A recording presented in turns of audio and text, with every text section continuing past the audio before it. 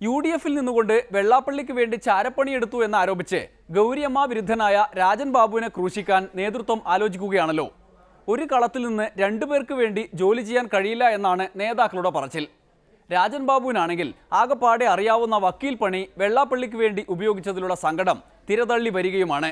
അപ്പോഴതാ ചെന്നിത്തല പറയുകയാണ് രാജൻ ബാബുവിനെ പുറത്താക്കണമെന്ന്. ഇനി UDF യോഗം ചേരുമ്പോൾ ഗൗരിയമ്മയുടെ ഗ്യാപ്പിൽ കയറി നേതാവായ രാജൻ ബാബുവിനെ വിളിക്കേണ്ടതില്ല എന്നാണത്രേ തീരുമാനം. JSS ഒരു പാർട്ടിയായിട്ടല്ല UDF-ൽ നിലനിന്നിരുന്നത്, വ്യക്തി എന്നുള്ള നിലയിലാണ്. JSS പിളർന്നപ്പോൾ അവരെ രാജൻ ബാബുവിനെയും ഷാജുവിനെയും മെമ്പർമാരെ വ്യക്തികൾ എന്നുള്ള നിലയിലാണ് വിളിച്ചത്. ഏതായാലും ഇനിയും രാജൻ ബാബുവിനെ UDF-ൽ വിളിക്കേണ്ട യാതൊരു കാര്യവുമില്ല എന്നുള്ളതാണ് എന്റെ അഭിപ്രായം.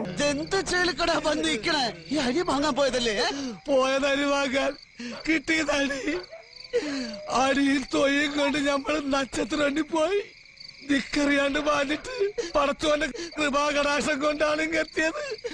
വെളിച്ചാവും മുമ്പ് പോയകളെന്നോളാൻ പറഞ്ഞിരിക്കുകയാണ് ആചാര്യ. വെള്ളാപ്പള്ളി നടേശന്റെ ഒരു സഹയാത്രികനായി നിന്നുകൊണ്ട് അദ്ദേഹത്തിന് UDF തുടരാൻ കഴിയില്ല. ഹായ് ബ്യൂട്ടിഫുൾ പീപ്പിൾ,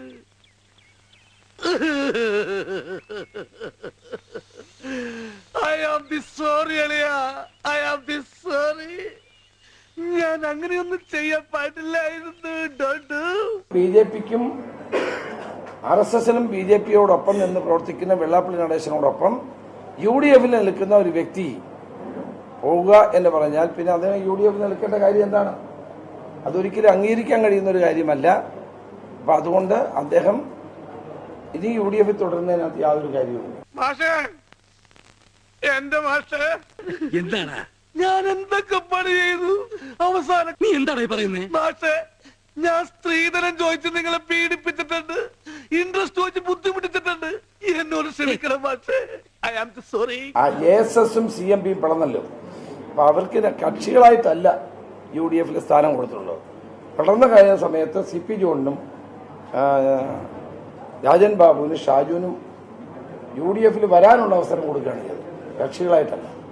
അതുകൊണ്ടാണ് ഞാൻ പറഞ്ഞത്. ഇനി ഞാൻ ഈ വീട്ടിൽ നിൽക്കില്ല. ഇനി നമ്മൾ ഒരു നിമിഷം വീട്ടിൽ നിൽക്കില്ല. നേരത്തെ പേടിയുണ്ട, എനിക്കൊന്നും ആയില്ല. എനിക്കെല്ലാമായി തൃപ്തിയായി.